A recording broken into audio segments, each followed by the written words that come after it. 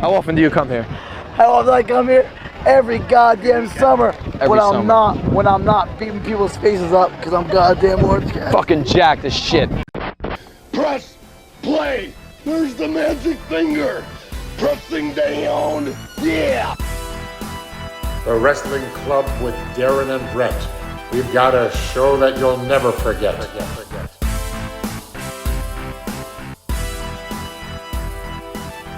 Greetings, Grapple fans. Welcome to the only place that's safe for all wrestling fans, whether you're casual, lapsed, obsessed, or estranged. I'm Brett Davis, doing the intro because Darren is on assignment. Maybe it's a love assignment because this is our Valentine's Day episode, which means it's time for a match made in heaven 2. Last time we had Jeff Cannonball and Tara Calloway on, and they talked about their hardcore romance. And now we have another couple, newlyweds, here to join the show. You might even call this the newlywed game. Matt Schimkowitz, Katie McVay, welcome to the show. Yay! Thanks for having us. You. Yay! Matt, you're a writer. You have great pieces that I always enjoy, and then I look and see your name in the byline. But we in AV Club, and where's all your writing and stuff? Yeah, I write for the AV Club, where I write about movies and TV. Not so much wrestling, but occasionally I'll get to write a little thing about wrestling. And that's where I've been for last year or so. And yeah. And then we go back to like New Brunswick, college days, the punk rock scene. For like every now and then there'd be a punk show that for some reason Brett would be the MC on as someone antagonizing the crowd. Yeah, that was my brand for many, many years. And Darren's brand too, to be honest. And then Katie is a comedian who we met at Fest in Gainesville, Florida. I thought that was the wilds of Florida, the marshy vibes of Gainesville. You were a Chicago comic then, right? Mm-hmm. And I thought, well, this is a nice person I met once, and we'll never cross paths again. But I moved. You moved to New York. And then you moved to LA. And then I moved to LA. So we've been, intersecting in very interesting ways. But you two, I didn't put you two together or anything. It was just like what a wonderful kismet thing. See, I'm in LA, so I have to. Well, I believe that if enough people pray for a couple to get together, eventually they will. Yeah, thank you. That's more of I didn't want to be like Mr. LA guy talking about kismet. I believe in prayer. This podcast believes in prayer. We were put together by a mutual friend. Kate Sweeney. Mm-hmm. We don't talk about her on this. Yeah, don't bring her up. No, Kate Sweeney, friend of the show, hates wrestling. Silly, because wrestling rules. I feel like she would at least like the boots. You know what I mean? Boots seem up her alley. We've watched Royal Rumbles together, but so you two are recently into wrestling. Well, is that I correct? A lot of men, so I've watched wrestling on and off. And you've been a comedian, so you've overheard men loudly speaking about it. Yes. But Matt during too. The pandemic, we really got into AEW as a couple. I would describe myself as a lapsed fan. I was, I grew up in the Attitude Era, so I was obsessed for approximately 1 to 2 years. But it was at a time when my mind was the most fertile it has ever been. So I remember just about every Raw and Warzone and SmackDown from that particular era. Yeah, I mean, even you saying Warzone is when it was two different shows. It was two different shows for a little while, right? It was two different shows, but in the same block. It was really just. Well, Warzone was the real explicit stuff. I feel like, or at least that's how they framed it. That's how they framed it, but they just really wanted 2 slots. We have the top 2 shows on cable. It was a really stupid thing. But what was your first memory of seeing pro wrestling, Matt? I think I remember watching Superstars on Saturday morning at some point when I was around maybe probably around like one of the Ultimate Warriors returns, because I remember as a kid I was like that was the first wrestler that I was like really into. Yeah. Because Hulk Hogan felt like a little too obvious, I guess, because he was already everywhere. And Ultimate Warrior had very, very cool colors. Yeah, Katie's reacted. You're already like a man of taste. Oh yeah.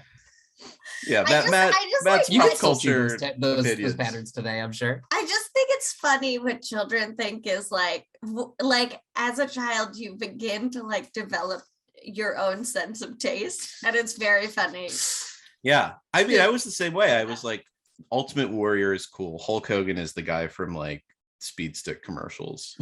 I feel like that carried over like when I was like in grade school, when like Stone Cold was the dude, and like everyone loved Stone Cold, but I don't think he was anyone's favorite wrestler. Like I remember we went to see at like Continental Airlines Arena for my birthday one year. We went to one of the shows, not one of the tapings. And when Stone Cold came out, like everyone like lost their mind, but like everyone's favorite was still The Undertaker or Mankind or whatever. Well, being in Chicago, there's a lot. I lived in Chicago for 5 years. It's where I started doing stand-up, and there's a lot of wrestling crossover, especially in Chicago. Colt Cabana's Wandering the Streets. So I like knew a lot of people who are into wrestling, and I would occasionally watch a Royal Rumble or whatever, but I wasn't super into it. Like my friends were into it, and I was into watching it with my friends. And I think that's still my relationship with wrestling. Like I like watching it with Matt, and I like watching it with our friends because we have some friends who are really into it, but I don't think I would seek it out by myself. Yeah. Because it's like, I just can't imagine the idea of watching wrestling by yourself. It gives you something to connect with your sister, though. Yeah, and I got my sister into wrestling, so we talk wrestling now. Okay, well, that's cool. I pretty much mainly watch wrestling by myself as an activity. Oh my gosh, Brett, come over. Oh, I will. I didn't go to anything. Like I just was like totally out of wrestling from right before the WWF bought WCW. I was like, I'm out of this thing. Like it just got too confusing for me, and like I just pretty much wrote it off for the next 20 years. I would every now and then I would get invited over to watch it. What's that? Oh, you're not alone. So I pretty much would get invited to a WrestleMania every other year at like a friend's house or whatever, and everyone just spend the whole time complaining about it. And then I'd be like, "Does anyone like this?" They'd be like, "Well, you know, part of it is just complaining about it." And I was like, "Oh, well, I don't need another one. I don't need another one of those." Tell me about it. I mean, that's the thing, though, and one of the things I want to ask you is like, do you think that AEW is because as a wrestling fan, and to most of the people listening, it was like, I watch WWE because I like wrestling, but WWE is not good wrestling. It maybe was once back in the day. It was still frustrating then, but it gets progressively worse. But AEW is good professional wrestling that you don't need to like really seek out. And there are things to complain about, sure, but it's. I'm not really into. I mean, like I think half of like. Wait, were you about to say I'm not into complaining? About wrestling. Okay, because you've made like web series where you just loudly complain about things. Yes, no, I love to complain. Never let it be said that I don't complain. Man children who they say they're men because they're like, I'm 28 years old, and it's like that's a chronological age that is congruent with mine, but also at the same time it's like, wow, that's a lot of posters of space franchises. You have a lot of serious opinions about Ninja Turtles. I mean, it's like, I get that your mom didn't hug you enough, but I don't fucking care. But I don't know enough about wrestling to complain about AEW, and I think all of my complaints with WWE were like easy to identify, like it's low energy, but like secondly, their labor practices are terrible. Mm-hmm. And I don't know if the AEWs are like so much better, but you don't hear people complaining about them. Like maybe it's not the best situation, but it's like they maybe make up for it in other ways, whereas WWE is just like, all their rosters getting ready to go to Saudi Arabia, where they might be taken hostage again. Right, exactly. Yeah. I would also say that like every time I watched an event, it was like always the same main event. Like Brock Lesnar would be back, The Rock would be back, Oh, Roman Reigns would be back. Like, and it was just like boring. And then I think we were invited to watch one of the AEW pay-per-views. I think it was the one like last April. Like they had like their first live show since the pandemic. Mhm. And I think like Jungle Boy had won. Yes. Jungle Boy had won a big match at that, and we were so taken by Jungle Boy that we were like, we should start watching this. Then I think a couple months later we saw All In, and we were like, oh, this is like, And we were all in. yeah. And then Yeah. I took the words right out of my mouth. What was it about Jungle Boy that drew you I think, in? I love that song. Yeah. It's fun to see a baby face who's not boring. Yeah. Yeah. And it's the most interesting use of nepotism that I've seen from Mhm. the child of a celebrity. I would also Yeah. say like it was like one of those pandemic feelings where it was just nice seeing everyone like chanting and waving their arms in a crowd, and I was just like really touched by it, and I was like, yeah, this is what I'm all about now. Yeah. People being happy. Yeah, I- and it's like it's fun to watch a live show Mhm. because like we haven't had the opportunity to go to live events, and I love the energy of a live event. So you kind of get to bring it home with you when you're watching AEW. Yeah, they haven't come to LA yet. I know they must be No. saving it for something, because they've gone to New York's like satellite cities like 10 times now. Just I'm Atlantic excited City for this when past they week. do, but Yeah. As Katie said, we're all in when We're they all do. in. We're all in. Double or nothing. yes, It's Money in a the revolution. Bank. That's not one of theirs. lights out. So yeah, tell me, who are your guys? Who are your girls? Who do you like? We're our guys. Pretty much, if you're a heel, we're fans. Yeah. MJF, Yeah, obviously. MJF is the house stops cold when MJF comes out. Yeah, we love him. We're really into Jade. I'm MJF really into had- Britt Baker. So just to go back to MJF, he had a real week this week. With I his know. throne entrance and just making out with. That was Somebody- intense. I That was some learned that's intense his girlfriend. sexuality. Yeah. Wow. So that's not just like somebody they hired to make out with him. That is his That- real life girlfriend. Oh, that's nice. That's Yeah. sweet. I did think it was just someone they hired. To Yeah, I make thought out it with was- them. I don't know that we would make out that passionately if we were in the same place. We wouldn't make out that passionately anywhere. On That's a true. train, on a plane. We've never had sex. Come on, let's Um, see. Let's see. We're saving each other. We're saving for death. divorce. Oh, divorce. Yeah, I guess hate sex is like the best sex, they say, right? So I've heard. I'm Yeah, we'll virgin, find so I out. don't know. We're all virgins here. Yeah. Yeah. So you like Jade. What about Jade? I mean, she's So incredible. powerful, so much Mhm. confidence.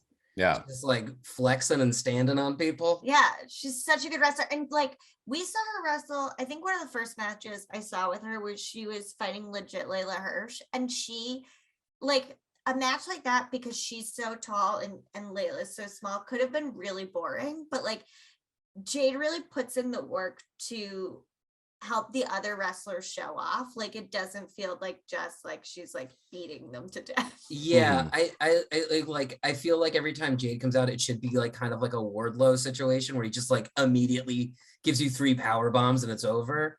But it's going to be nice knowing that she could possibly lose one day, as opposed to just kind of like, oh yeah, here she is, the lady that's just gonna kick everyone's ass. Yeah, and Smart Mark Sterling is fun. Yeah, I like Smart Yeah. Mark. Do you get the Smart Mark nickname? I just assumed it's because he's like a Smart? smart. He's like a So it lawyer? Rhymes. So Mark is the wrestling term for like a fan Uh. that buys into it. Dating back to their Ah. Carney days. And then a Smart Mark is the like, well, I watch wrestling and I give them all my money, but I know about the backstage. And No. I know that Oh, this I is didn't- I yeah, I enjoyed didn't that. even put know on. that. Yeah. I So I'm will- happy to, I'd love if you have any questions about anybody that comes up, because I have the encyclopedic knowledge. I have the burden of that. As a home, we are just starting to call Kenny Omega by his right name because for like a solid year, we kept calling him Kenny Ortega. So like we are not My favorite Latin superstar. Yeah. we are not like we're just still learning names. Getting our feet wet. Yeah. Have you seen Kenny Omega versus Haruka? No. No. Okay, so this is a fun clip that we could go to. Kenny Omega is he's so good at wrestling that some say he could have a great match with a broomstick, which he has basically done.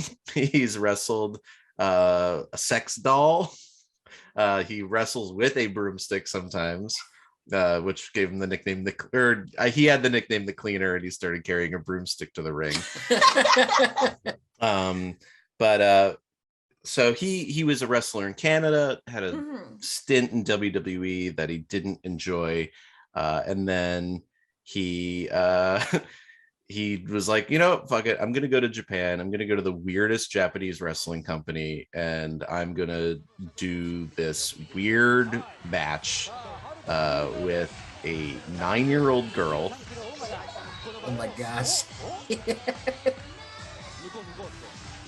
So this little girl's gonna, and Kenny Omega is like what, like 7'2", 400 pounds. Is that him? That's him. Look at his hair. He's got no beard.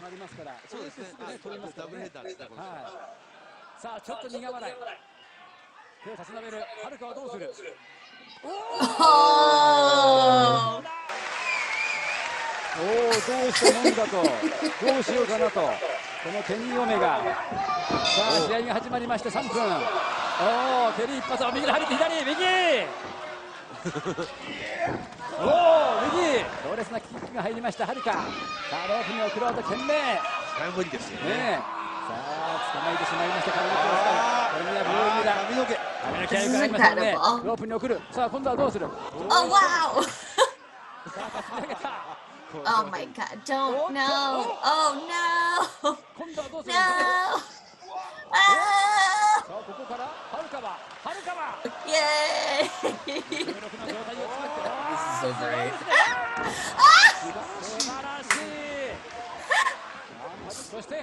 Oh no, Kenny! Oh, Kenny! Kenny's getting his ass kicked by this girl. Oh, I can't handle it.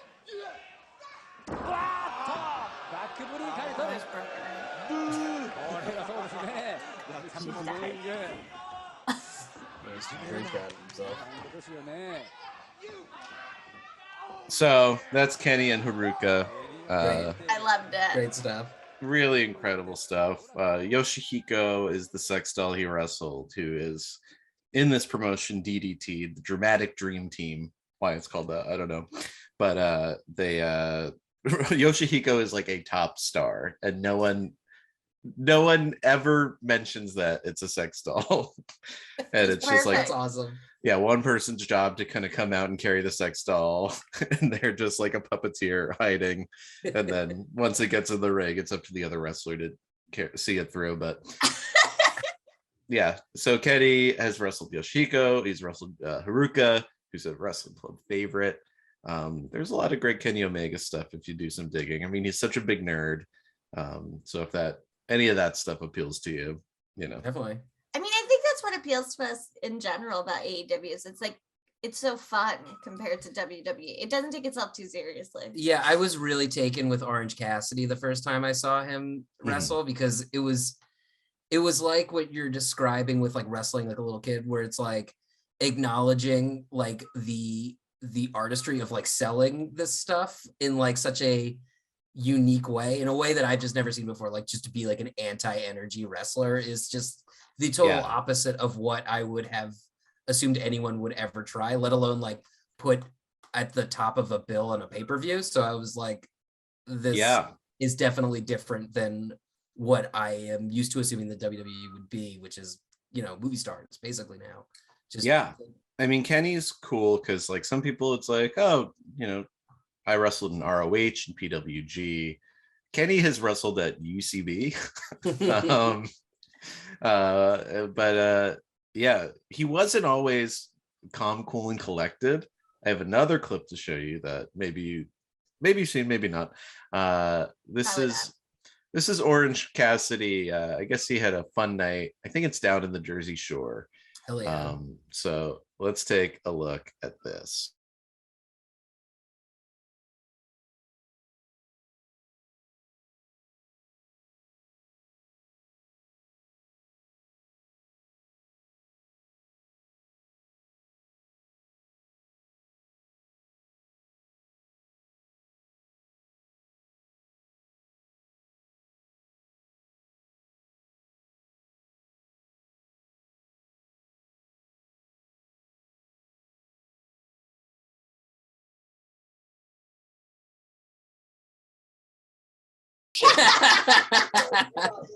Napkins in the air. Napkins, straws, fucking cups. What else? You know what I'm talking Bitches, bro, bitches in the air. Bro, bitches in the air like No more. fish hands. Oh, fuck. Next question. All right, best to worst. Where is he from?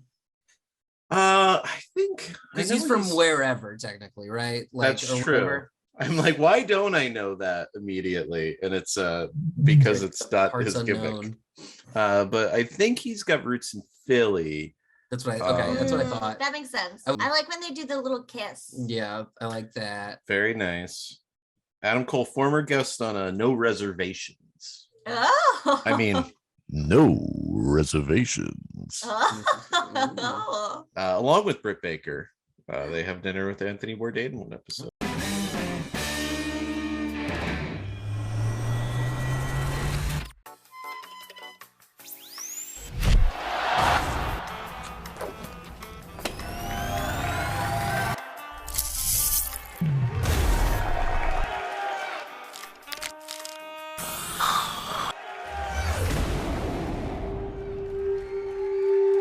By day, a mild-mannered dentist in training, but at night, she becomes, well, a superhero. Brittany Baker is a star of the International Wrestling Cartel. Tonight, she defends her title in a battle of the Wrestling Titans. Boyfriend Adam Cole hopes to win a championship of his own. It's physically very, very demanding, and more to the point, it's super dangerous. Yeah. Oh, yeah. I mean, most wrestlers get really busted up. Some of these pile drivers, neck cranks, body slams. You gotta correct me if I'm wrong. You can get that wrong. It's bad. Everything can be gone in a second. Yeah. Wrestling is inches in many scenarios. Like you said, with like a pile driver, if you're off even by a little bit, that could be a broken neck. A lot of trust. Yeah. Right before he's about to go out and wrestle, I always grab him, maybe like give him a kiss, and be like, be safe. Be safe. Every aspiring wrestler since the great local hero Bruno Sammartino needs nourishment. In this case, kielbasa, sauerkraut, some pierogies, and a side of molten mac and cheese.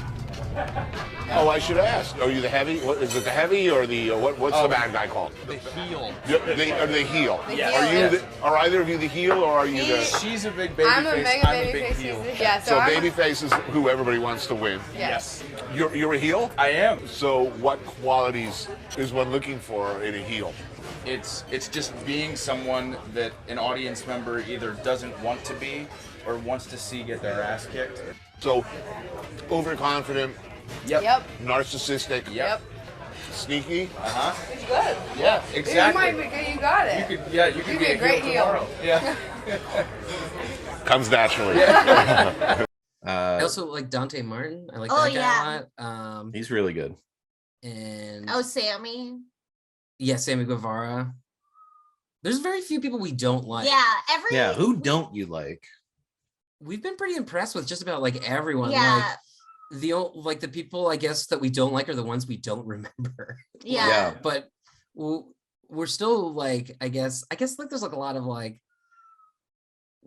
the Team 10 guys or what it was. You don't like Varsity Blondes. The Varsity Blondes I'm not that into. Yeah. Um Do you mean Team Taz? No. I mean, how can we say we can't talk shit about Hook? Yeah. The internet would have our heads. Those are fighting words. Yeah. No, I like Team Taz. There's that dude with the mask and the short dude with the beard. Oh, you don't like Malachi Black that much. We are not huge Malachi Black fans. No. Okay. Have you do you know Danhausen? He just made we love Danhausen. Yeah. He keeps trapping people in his mesmeric gaze. Yeah. I love that he's in this world now. I always thought like with just a little bit of polish, he's gonna be like a super duper star. He appeared on Conan's podcast.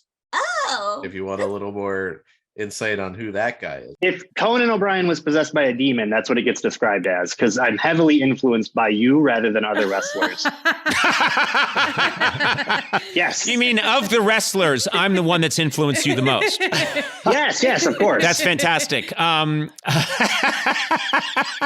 Describe then a demonic Conan O'Brien as a wrestling character. What are you using? Some of my moves? Is it my attitude? Does your character have sort of little beady eyes and thin lips and sharp cheekbones? Yes, yeah. I don't have the height, but I have. I pour teeth in my opponent's mouths.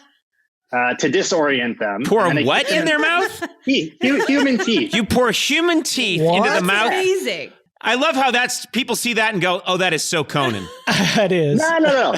It's just, I think it's the presentation, because I take a lot of like Simpsons references and references from you and just 80s horror movies, and I pull it all together because these are the things that I like. So I included it into the character because wrestling should be fun. Yes, wrestling. I was just saying, it shouldn't be work. Yeah. No. Okay. One of your standard moves is to pour loose teeth into the mouth of your opponent to confuse and disorient them. What are some of your other moves? Kick him right in the mouth. I have the go to sleep, which I call the good night Hausen. I add Hausen. My wrestling name is Danhausen, and I add Hausen to everything to make it all about me. That's very Conan. Yeah. Okay, that's very nice, Matt. Yeah. And Conan's like, well, we're going to collaborate. And, I don't know how tight that TBS connection is still, but Impossible to know. It's possible we could see Conan on wrestling. I would love to. I would love it. Yeah. Love to see him in that ring. Perhaps he could wrestle Danhausen. Tall ass Conan. Yeah. Or Riho. Speaking of talk shows, you have seen, I hope you've seen, MJF's appearance on Rosie O'Donnell. Of course. Oh, yeah. Katie was the one that turned me on to that. Yeah, and I also watched. I'm really into Chris Jericho and MJF's song from the pandemic episodes. Yeah. Of AEW. Mm-hmm. He's a real showman.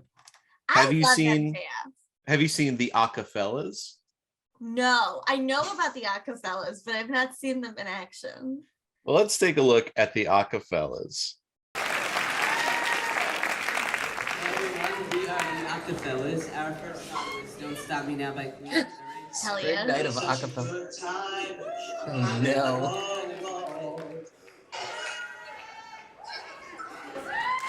Who's the young boy? Just a bunch of acapellas late night in Long Island.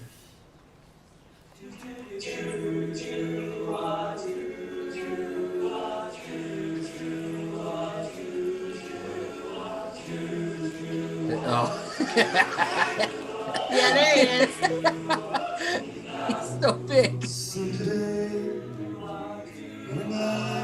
Oh, he's doing Sugar Ray? Right.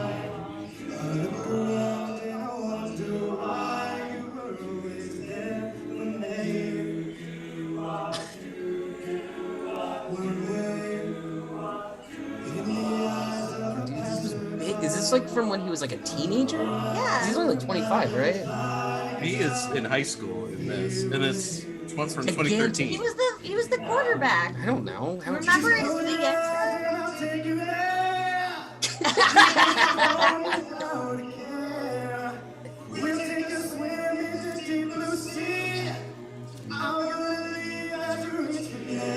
Oh, hell yeah. Just this guy, yeah. Fuck. Smart Mark. Fuck off, other guy. They They gotta cast MJF in a Fast and the Furious movie. Yeah, they gotta get him. He's like, so, we reached out to MJF for the special ones for AEW, and he sent back a reply that I can't tell if it's the theater kid Maxwell Friedman or the sarcastic MJF character responding. I'm of the belief that it's theater kid Maxwell Friedman, because he said, "I'm sorry, I can't do it, which sucks because acting is a passion of mine." I believe it, baby. I believe it too. Yeah, I love it. Acting is a passion of his. yeah. So do you have any interest in other wrestling promotions? Have you like sampled anything? I would say I watch like the WWE Network on Peacock, but usually just kind of classic stuff. Yeah. I would say like I got really into the Vice shows, the Dark Side of the Ring. So like when they would mention like a big match, I would like go and try to find the full version of that match. Yeah. But I think that like every time I've tried to like watch Raw, like I'll watch a match and kind of get bored or whatever. But I haven't seen any of the New Japan and what's TNA wrestling? Is that still around? It's Impact now. Impact. Yeah, I haven't seen any of that stuff. Yeah, the Impact was kind of cross promoting with AEW for a little bit, and it maybe still are. Dan Lambert is appearing on the show. I mean, we love Dan Lambert. Yeah, Dan Lambert. I'm a little Dan Lambert. Yeah. So one thing I discovered, which nobody talks about. I've tried to work into like articles I've written for Fan Fight where it's just like, by the way, Dan Lambert is part of like a cruise ship scheme. Yeah, this seems about right. I was worried that it was doing something that really maybe. All right, what's the scheme? Okay, tell us the scheme. So there allegedly there is a cruise ship, and the way he bought his American Top Team gym, because he's a big MMA guy, like a very, very, very successful MMA promoter, if not the most successful like gym owner in the world. And but he got the money to buy that from working in the cruise industry. And when I looked up the cruise line that he was part of, it was just like all of these like NBC 25 in Miami says, this shame on you, this cruise line is like stealing from old people and tricking them into getting cruise packages and stuff. And I'm like, wait, there's could be so many Dan Lamberts. And then I just saw a picture of like the cruise guys. Dan Lambert's there in a really big suit. So I think of that, and then he's a little bit of, he likes to use the snowflake and the triggered and the so and he's cranky. Like a walking MLM. Yeah. Mm-hmm.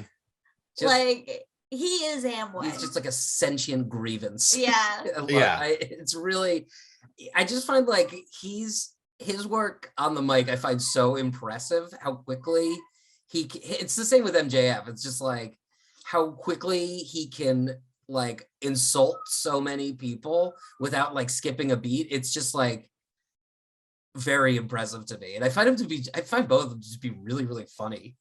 I mean, about Dan Lambert is just that like it's like Vince. It's like having a little Vince, but like I know he's not in charge, so it's like less. Yeah, it does have that kind of Mr. McMahon character. Yeah, he's doing troubling. Yeah, he's kind of doing the Jim Cornette, who you probably know from Dark Side of the Ring. Oh, we do know. I love Jim. I love watching Jim Cornette clips. Great guy to like listen to complain about. Weirdly, his like politics are like, he's like very like left, liberal at least. Like he hates Republicans and stuff. So it's like, okay, him ranting about Trump is like cool, but then you hear him talk about some other stuff. Like he calls Kenny Omega twinkle toes and it's like his complaints regarding women stuff. He's made some racist jokes, so it's just like this all tracks. Yeah, but there's like something to like, there's like money and like, man, he's such a good talker though. I wish there was like a less problematic version of him to like play that role in this fictional world. Dan Lambert's doing that successfully. Yeah, see that. I don't think that I would want to like be trapped in an elevator with Dan Lambert, but I appreciate his inclusion in the show in terms of he will one day get beaten up, and I will enjoy that. Yeah. And I do like how many older gentlemen AEW's brought in to yell at and occasionally get hit in the face. I mean, WWE, they did like a homecoming show, or they called it something, the Raw reunion, and they brought out all their old wrestlers and they just sat them on the ramp and had them watch the show with like Hulk Hogan and Ric Flair in the middle, two great guys. And and they had a running storyline backstage where Randy Orton kept running into, you know, people he used to have rivalries with, because he's been around for, you know, 20 years now. And he runs into Christian Cage and he humiliates Christian Cage. Then he runs into the Big Show, Paul White, and he humiliates Paul White. And then he runs into Mark Henry and he humiliates him. And you know what? It's very funny where they all wound up a year from that. But yeah, that like Arn Anderson is used so well. Like Tully Blanchard's not the focus, but like, you know, when he does something, it usually is interesting. They brought Jake the Snake back recently, and I that's the Ass Boys, right? No, that's Billy Gunn. I love to see Billy Gunn around. Like, yeah, he's a guy that I feel like when I was a kid, like none of my friends like liked or got or really understood, but like watching him now or watching his clips now is just like a really talented guy. I'm just like happy to see him like actually out there like being treated with like respect. Yeah. Katie, do you know why they're the Ass Boys? Matt told me. Okay, yeah. I just like saying Ass Boys. It's really a wonderful thing. And I think they're leaning into it. Yeah, definitely. Yeah, Jake the Snake is fun. Yeah, and it's like whenever somebody, you know, comes out of retirement or, you know, pops back in for a little one episode cameo, it's like, oh, this is like it seemed like it was worth their trip. Mm-hmm. It's not like when WWE brings out, here's our legend, and then it's somebody that wasn't a legend and they seem miserable and this, that, and the other thing.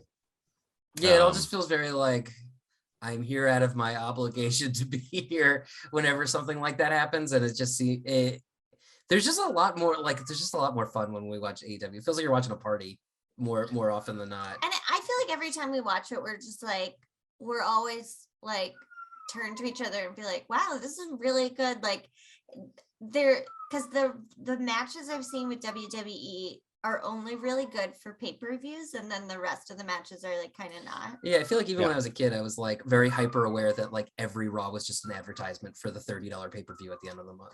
Yeah. Sammy Guevara and Cody Rhodes' like recent ladder match, it's insane that was just like in the middle of Rampage or whatever. Yeah. Yeah.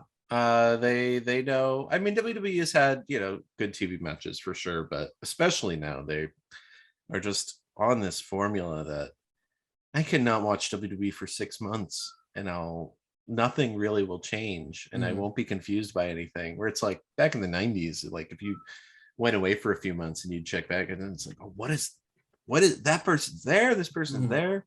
So it seems like AEW has kind of recaptured that feeling. The last week too, so much stuff happened on a plot line level. Yeah. So many meetings. Yes. I love meetings. Yeah, I noticed that. I mentioned that there was once a detente. I love him. I love the chatter, the chitting and the chatting, the mandatory attendance. The AEW's lately been bringing in so many people. What is your feeling when, say, a Keith Lee or a Jay White shows up? Well, I'm not like really familiar with them. Was Keith Lee, was he the dude that was just like tossing? Yeah, he was the big guy. With the dude from Private Party?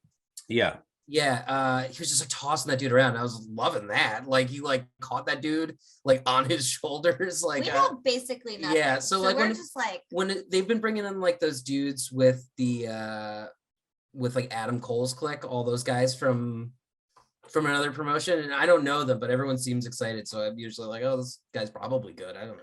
Yeah, they were all a great job convincing me thus far.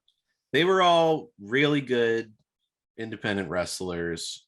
And then when Triple H took over NXT, he was like, hey, we really should start bringing in some of these independent guys that have been like great for 6 years and that Vince McMahon would never hire, which is how like WWE got in this influx of like cool people that like Samoa Joe and Kevin Owens and people that they wouldn't normally have. And then Vince McMahon was like, AEW is encroaching on our territory. We need to make NXT a hit. And we're putting it on TV up against AEW. And it didn't do well. And then Vince McMahon like pretty much destroyed everything Triple H has built, which is why all of these really cool people are now free agents. Keith Lee actually, he was great on the indies. He does this one thing where like somebody gets hit really hard and he's in the match, he just goes, oh my God. It's so funny. That rules. And they brought him into NXT and he did his Keith Lee thing and does these like crazy high flying moves, and it's very fun to watch. And then they debuted him at the Royal Rumble and he had him up against Brock Lesnar, and Brock Lesnar's like, ooh, it's a big boy, come on. It was like the crowd was going crazy, and Vince McMahon looks at Keith Lee and he's like, I don't get this, I don't like it. We're gonna call him Bearcat. We're gonna teach him how to wrestle. He's got to wrestle like a big guy. He can't be doing flips and stuff. And then he appeared for 2 weeks, and then they was off TV, and they just didn't know what to do with him, and then fired him. And it's like you in one night could see what Vince McMahon and over months and years couldn't see. That's so crazy because we legitimately were like, he's so acrobatic for such a large man, and it's so impressive. And for this happens kind of regularly, like wrestling fans at a live taping are much more knowledgeable than we are, and their reactions to seeing like someone like Danhausen are very legitimate. And so like we're hearing their reaction in real time, so we're like, oh, this must be someone to care about and follow, as opposed to just like, here's some new jobber that's already in the ring as soon as someone's like comes out, doesn't even really get an entrance or whatever. Yeah, like our friends tried to explain Danhausen to us because they all like keep up with wrestling, and we were like, we don't need any more explanation than what I got. Like he came out of the ring, he trapped someone in his merit gaze. I hope to see him again. That bit they did with Orange Cassidy last week destroyed me. Funny. Where like Orange Cassidy escaped under the ring, stuck his little like thumb out, and then Danhausen came out. I loved that. Yeah. Really smart. The first time Danhausen appeared, it was like in the Orange Cassidy Adam Cole match, right? I think so. And he trapped Adam Cole in his mesmeric gaze, but Orange Cassidy didn't know who this guy was and looked at him like, what? And like there was just a moment where everyone was just like, what's happening? Yeah, I mean, there's no explaining Danhausen. It's like, I'm not going to spoil, if you haven't seen Danhausen matches, I'm not going to spoil what he does in his matches because I'm excited. Yeah, it will shock you. I know he's like injured, so it might not be for a few months, but we'll stick with it. He keeps trapping people in his mesmeric gaze. It's just so exciting when he shows up. Yeah, he appeared on our show. We gave him the it was our Brawloween show, and we gave him the award for not scary but sort of creepy award, which he took great offense to. Well, I mean, yeah, you don't want to be voted creepiest guy. Yeah, he explained that he is very scary and very evil. So, ooh. Well, it's time to do our Valentine's Day tradition, a match made in heaven, named after, of course, the in-ring wedding of Macho Man Randy Savage and Miss Elizabeth, which happened years after their actual wedding and months before their divorce. So I've sent you both questionnaires. You both answered privately. And now I'm going to flip them, and I'm going to ask Matt what Katie answered, and I'm going to ask Katie what Matt answered. And I think we'll have a very clear idea of how much the other loves the other. I think we'll find out that this is happening right before our divorce. Yes. This is the curse. This is the Randy Savage curse. And we'll see if you survive. Okay. So Matt, I'm going to begin with you. Okay. If you had to adapt a mass wrestling persona, what would it be? If I was gonna be a masked wrestler, Yeah, if you had to adopt a persona of a wrestler in a mask, so you don't need to worry about who you are underneath the mask. You're or really how just. elaborate the mask is. I mean, that's up to your creativity. There is no way you're gonna get the answer I wrote down. Okay. Well, the first thing that sprung to mind, because I don't want to think about this too deeply, is I would be. I'm torn between two people I live with. I'm gonna go with Seth, my dog. I would be Seth because I do a very good Seth impression, and I feel like I can adapt that pretty well to an in-ring style. Okay.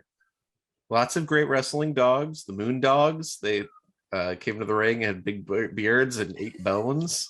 Junkyard Dog took on many dog-like appearances, but that's not what Katie answered. Katie? No. You said Harsh Gunsmith, an old Western sheriff. Oh, of course. Harsh Gunsmith. Yeah. Harsh Gunsmith is a man who lives inside your home. Yeah. He's not a real person. We haven't seen him in a while. But we haven't talked about him in a long time. Okay, so the pandemic has riddled your brain. Yeah, I guess. Yeah, I guess Harsh Gunsmith. It's an old inside joke between Katie and I, where she told me that she had written her college thesis on Tristram Shandy, right? I think Harsh Gunsmith. That's Tam Shambley. Shambley, but I couldn't remember this character's name, so I kept calling him different things, and eventually he just became like Garsh Hunsmith or whatever. Yeah. Tristram Shandy would be an interesting wrestling gimmick. Yeah. I mean, I would love to see Tristram Shandy, the wrestler. He gives birth halfway through. He's given birth to halfway through his wrestling match. Okay. Which of these wrestling events best describes your romantic history? Wait, which one? Matt. Oh, Matt's romantic history. Okay. Yes. Okay. Would you say your romantic history is Unforgiven, Blood and Guts, One Night Stand 2, The Greatest Clusterfuck, which is a Joey Janela special, or Barely Legal? I guess I'll do The World's Greatest Clusterfuck. Is that the name of that one? Yes. Or The Greatest Clusterfuck, named after the greatest Royal Rumble, the Saudi Arabia event, now available on TV. Well, do I have to give a reason for that? Well, I think the other ones are a little too negative, and I feel like Clusterfuck, there's an element of fun to it. Yeah. And that's how I would describe our relationship our relationship. The relationships before our relationship. Oh, the relationship before our relationships? Yeah. Oh. That really changes things. Yeah. So it was Unforgiven, Blood for Blood. Is that the second one? Blood and Guts. Blood and Guts. The Greatest Clusterfuck. Barely Legal. One Night Stand 2. Unforgiven. What was the one right before that? Something 2. One Night Stand 2. I guess Unforgiven, because I don't talk to my exes like ever again. So. Although I forgive them, I guess. I don't know. But you're Unforgiven. I'm probably, I am. You do not mention my name in their houses, I'm sure. Fair. Because they have, I'm the forgotten, not so much the forgiven. Well, that's not the answer. Again, you two don't know each other. We don't know each other at all. Katie, you said? I said Blood and Guts because Matt's exes were so mean to him, and it makes me feel mad. Oh, that's her characterization of it, but yeah, the great. I did want to see what the greatest clusterfuck was. Matt's very nice about his past relationships, but I don't like the what I Fine, I'll go with her answer. Blood and Guts. Well, no, you didn't. That's not how it works. All right, I'll go with Unforgiven. You can't be like, oh, I actually agree with that. Well, what my wife said. But the greatest clusterfuck. I can't tell how many wrestlers are in this, but it's a very long list. At least 50, I think. Quite a clusterfuck. And we got Brian Pillman Jr., we have former Wrestling Club guest Colby Carino, former Wrestling Club guest Effie, Ethan Page, Yeah, Homicide, G Raver, Jeff Cannonball, who was on the show on the last one of these. From Jersey. Yeah, that's right. We know him also from the New Brunswick scene. He would throw great shows in his basement. Sure. Comedy shows too. Mantar from the 90s, MJF, the GOAT, Necro Butcher, who you may know from The Wrestler. He's the guy that staples a dollar bill to his head. I haven't seen The Wrestler in a minute. Nick Gage, Rich Swann, Schlack. Nick Gage is the dude they did a Dark Side of the Ring on, right? He's got like a really fucked up story. He robbed a bank. Oh, right. Okay, yeah. And he wrestled Chris Jericho in a death match on AEW, if you saw that episode. Who among us? Yeah. So that's a fun event. All right. Here's another one. Who is yours dream wrestling girlfriend? My dream wrestling girlfriend. This one you might get. My dream wrestling girlfriend. Maybe. Okay, never mind. This is not like who you want to fuck. This is who you want to have a loving relationship. Katie passes away. That's not how I answered, but I'm gonna just go with Jade because she can protect me. You two seem to do know each other. That's right. Jade was Katie's answer. She's so big. Matt loves Jade. Yeah, Katie, as a short white person, how do you feel about that? They have a similar energy, I would say. There's a lot of confidence. Yeah. Katie, that is the first thing I was taken by you. Wow, you have the confidence of a Jade Cargill. Yeah. Wow, and the agility. I have the confidence of a Jade Cargill. Okay. Now this one's a little personal. When it comes to making whoopee, which wrestling name accurately describes you in the bedroom? Which wrestling name? Matt. Is it A, Jake the Snake, B, Edge's former name, Sexton Hardcastle, C, Dick the Bruiser, D, Meat, or E, Meat. Do you remember Meat? No. He was Sean Stasiak briefly. He was the boy toy of the Pretty Mean Sisters, PMS, in 1990. I remember PMS. I remember Meat. I'll have to look him up. He wore tighty whities in the ring. Or E, good old JR Jim Ross. Who am I in the bedroom? I was really taken with Sexton, so I'm gonna go with Sexton. That is correct. That is what Katie answered. Matt's a real Sexton Hardcastle in the bedroom. Yeah. Well, congratulations, Matt, on that.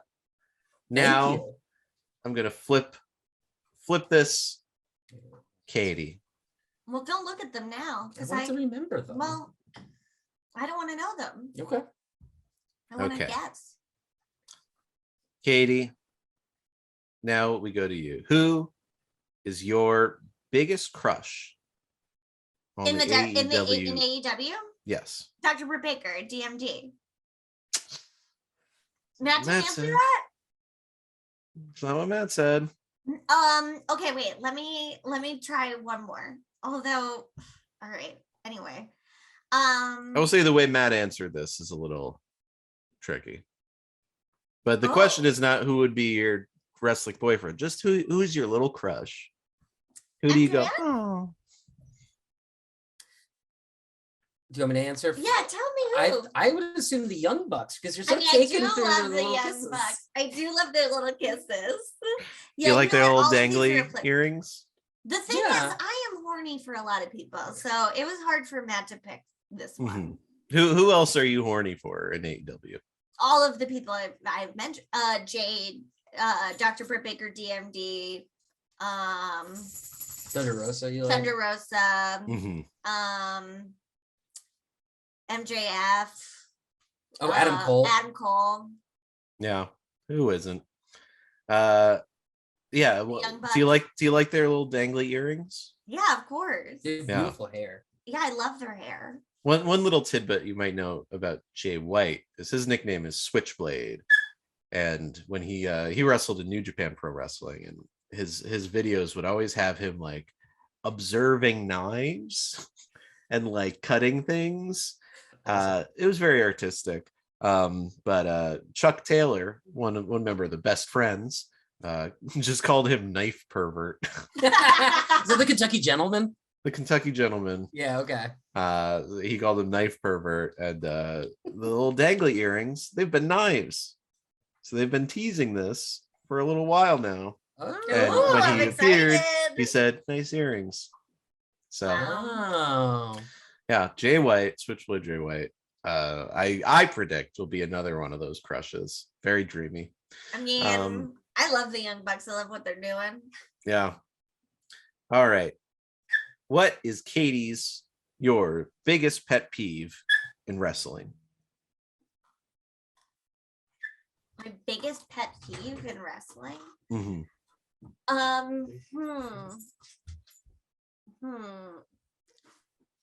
This is hard because I feel like it's going to be something specific, and it might be something I agree with that Matt said, but I don't know if it'll be what I'm going to say. Do you know what I mean?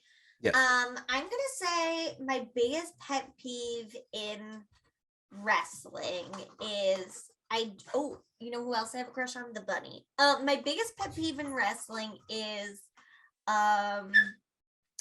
when low energy, like having low energy. Okay. Seth. Yours is much more nuanced than what I said. What you said?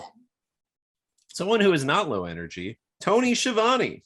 Oh yeah, Tony Schiavone is he annoys me. I think it's because he always tries to cozy up to Britt Baker. Yeah, and it just feels fake. It just feels like, get out of there. You're not friends with us. I do like how his hair is so clearly dyed, though. That's yeah. We've talked about on the show that he would be the perfect nominee for a Queer Eye. Oh my He god, does not know how to dress.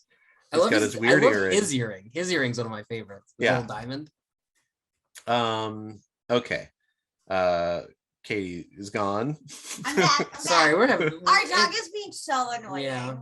Yeah. Can we see the dog? People are going to want to see the I would dog. just stand outside the ring and cry. Yeah, which I would love to see. Yeah, it'd be great. Can we see the dog? Yeah, let me go get him. People, if this were a live, if we have the live chat going, people would be like, "We need to see this dog." Oh my gosh, dog emoji, dog emoji. It's been so annoying this afternoon. Yeah, we've been on the computer a lot, so he's been very annoying. Sit. All right, Katie, I'll ask you this question as you. Oh, there we go. There he is. There we go. If you could inhabit the body of one pro wrestler for a single day, who would it be? Oh, What did I answer for this? if I could inhabit the body of one pro wrestler for a single day, who would it be?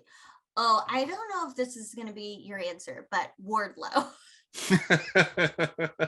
That wouldn't be my first answer, but that might be the right answer for anyone. But that's not what Matt said. What'd you say? I don't remember what I said. So you said Dr. Britt Baker. Oh, I mean, Baker. yeah, I there think you go. she's very Dude. cute.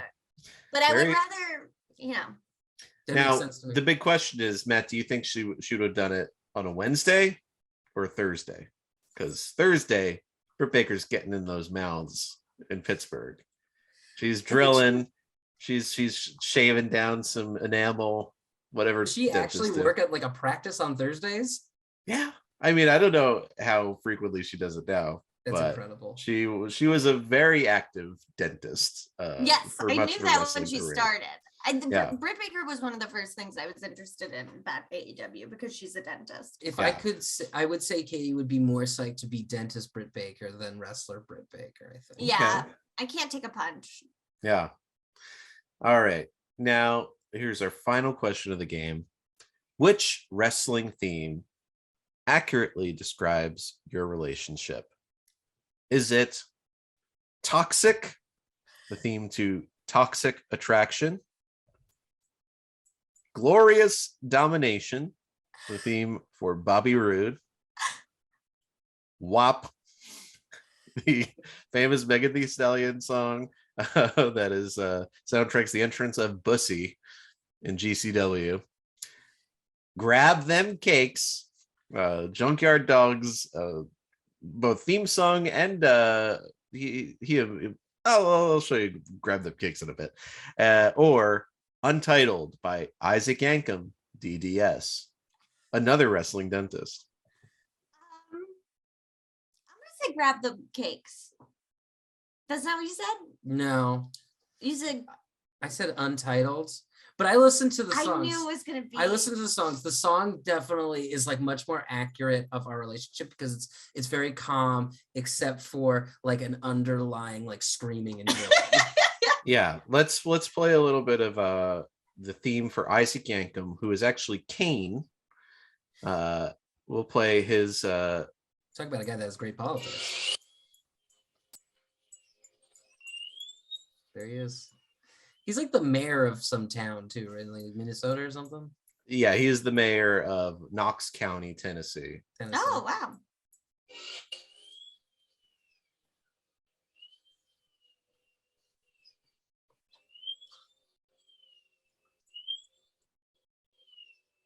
We can only hear the drilling. Yeah, I can't hear anything but the drilling. Yeah, there's a nice 1950s sort of like suburban like dreamy. I'll listen to it later. I'm excited. Yeah. I was just going off title. Yeah. Yeah, I mean, granted, that's a bit of a trick question, but that's Isaac Yankem. But let's take a look at the Junkyard Dog, because you seem to take some interest in this. Here's Junkyard Dog appearing on American Bandstand. It was still on the air in the 80s, and they put out the wrestling album, and he got to perform his song along with all the stars of the day and Dick Clark on American Bandstand. And let me know if you could guess who some of the other faces you see in this are. And I will try to hide the spoiler. Can I not hide the spoiler? Oh well, you'll find out.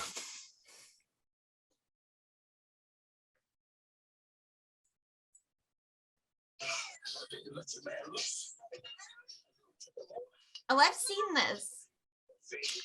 Oh my gosh. Wait a sec.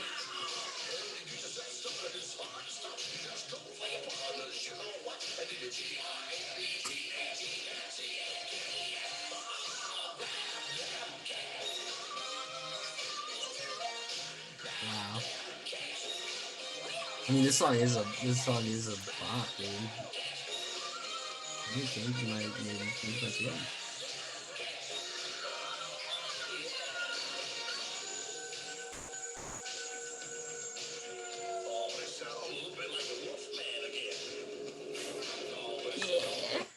Grab the case. It's a little dog howl for you.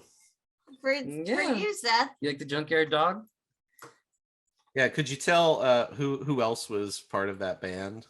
Well, I saw Cyndi Lauper was in there, but that was the only I only threw the name. I didn't notice. Was she the one wearing the sunglasses that like came with the guitar? Right, yeah. Yeah.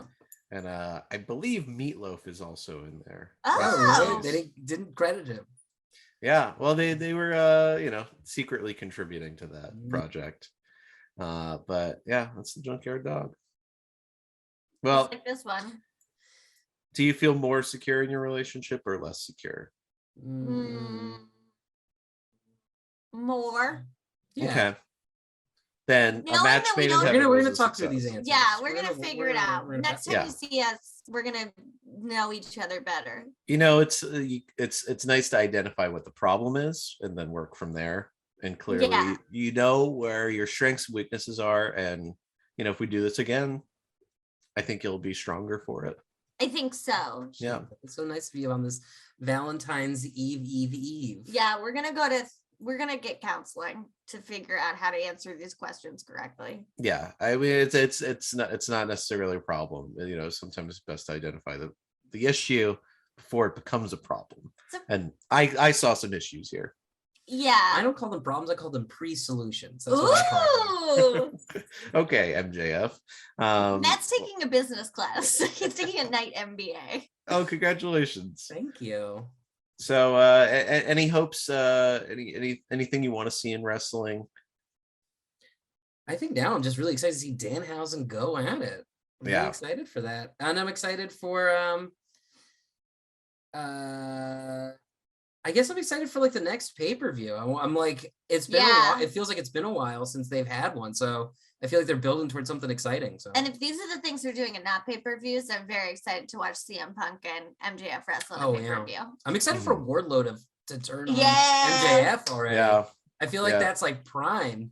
They've been teasing that for years now. MJF screams. Yeah. Yeah. I'm looking forward to MJF getting thrown up in the air and screaming, no, no, no, no, no, no, no. Well, there's a lot of that in the future. On a merch perspective, I'm excited for the day that Bunny has a shirt that I'll want to wear. Oh yeah, I could see her merch being a little cringy, but I love her. Right now her vibe.